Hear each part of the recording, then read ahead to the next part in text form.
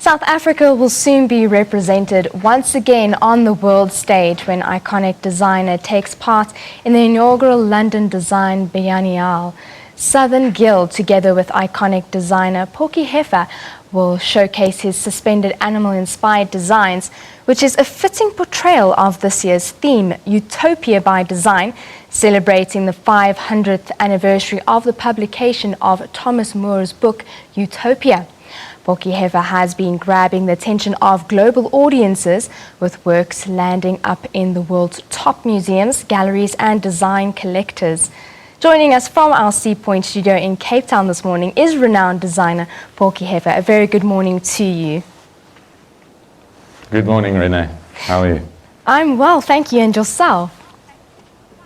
I'm getting excited for London. I believe so. Now, for those of who are not familiar with the world of design, how significant is the London Design Fair? I think, you've had these very big annual fairs, or twice annually fairs, like Venice Design Biennale, Venice Architecture Biennale, Venice Art Biennale. These are things that happen where the world can get together and compare their work and also discuss, debate and talk about design, about certain disciplines.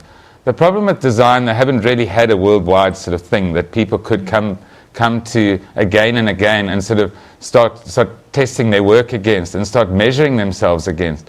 The London Design Biennale is brought to us by the same people as London Design Week.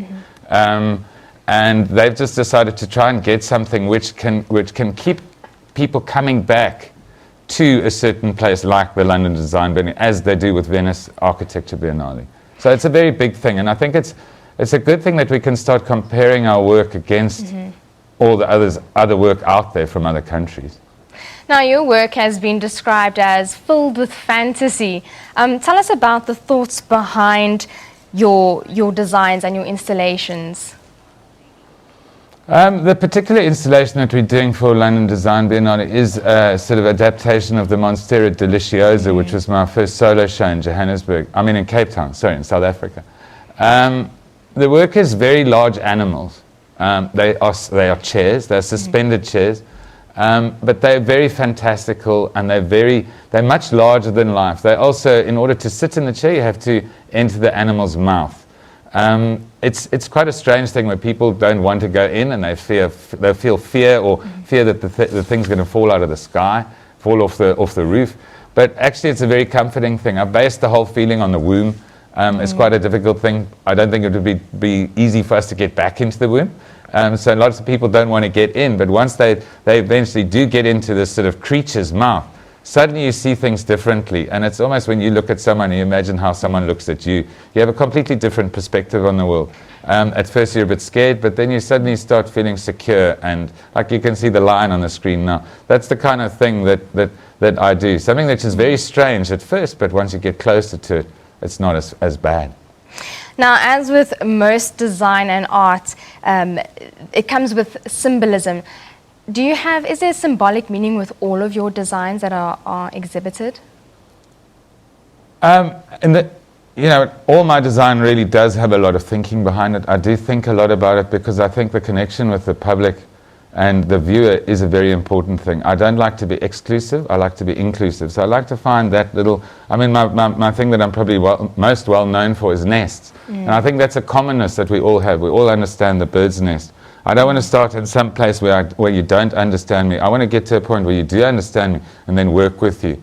The message of these, they're all animals. They're all animals made from leather. They actually come alive again. So from a hide, they become a living animal. So it's almost recycling old leather back into live animals. It's also a thing in my Utopia, there would definitely be animals involved. I really don't think that we are considering how we are going to keep animals on this earth longer with us. I think we're trying to work out how we're going to do without them. In my Utopia, definitely animals would be respected and would be given an equal place on earth. All animals are equal, as George Orwell said. But the one thing that I'm also talking about in this is that all the work has been produced by traditional crafts. In this case, I worked with a company called Woodheads. It's talking about traditional crafts and techniques, about leather techniques that are dying out. I really believe that we need to hold on to those techniques. We have to hold on to craft. We have to hold on to the things that make us different and make us special, and not be driving after this common global technological world where we'll all be the same and we can 3D print something that's sent from Brazil in about 2 seconds. Yeah. I'm teaching about something that makes us unique. Cape Town especially is full of a DNA of creativity. People were brought to the city to make a plan, to sort something out, and they had certain skills and techniques and crafts that they could get towards solving that skill. People in Cape Town and South Africa are very creative. Let's not try and be this other world. Let's not try be China. We'll be making lots of small products for very cheap, high runs. We can't do that. Our manufacturing, okay, the figures are looking better this month, but the reality of it is we're not into manufacturing production.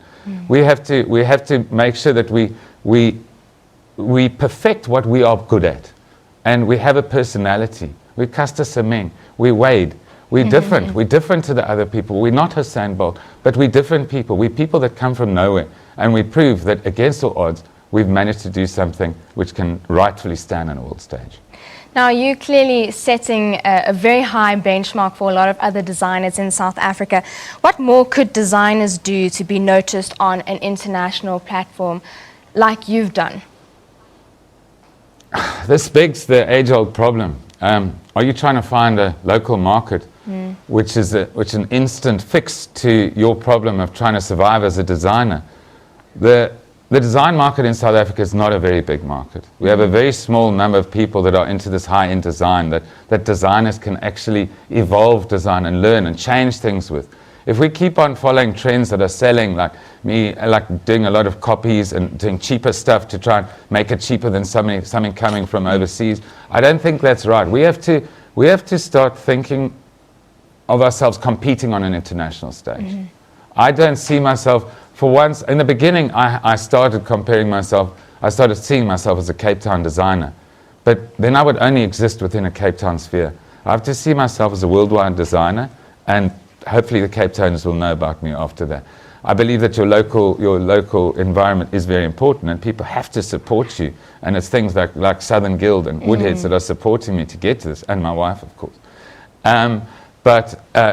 You've got to really think of yourself. Don't expect to be making money every day. Yes. And it's about seeing where you want to be and make sure that you get there. Don't see where you want to be and go other places in order to get there, because you know what, you'll find yourself still sitting in that coffee shop on the internet. You've got to see yourself in your palace, in the place, in your end point and your success point, and then make sure you get there. Well, thank you very much, Porky Hefer, for joining us this morning. Of course, that is the iconic South African designer, Porky Hefer. Now moving